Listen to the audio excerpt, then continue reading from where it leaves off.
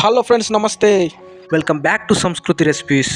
ఇవాళ మనము ఒక హెల్తీ జ్యూస్ చేసుకోబోతున్నాము.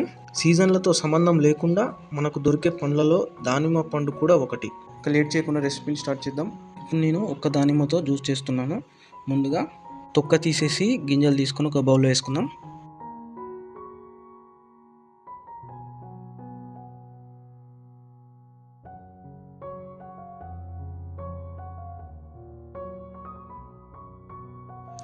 ఇప్పుడు ఒలిచిపెట్టుకున్న ఈ దానిమ్మ గింజలన్నీ బ్లెండర్లో వేసుకోవాలి.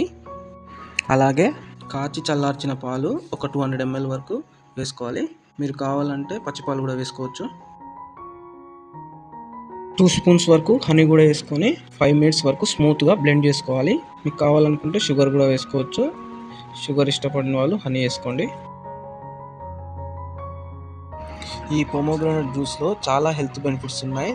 తప్పకుండా ఈ రెసిపీని ట్రై చేయండి. ఫ్రెండ్స్, ఈ వీడియోని ఏ ఊరు నుంచి చూస్తున్నారో ప్లీజ్ నా వీడియోకి కామెంట్లో తెలియజేయగలరు.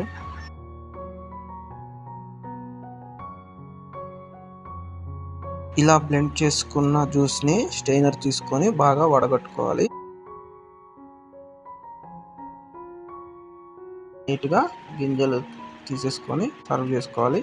4 ఐస్ క్యూబ్స్ వేసుకొని కూల్గా సర్వ్ చేసుకుంటే చాలా అంటే చాలా బాగుంటుంది.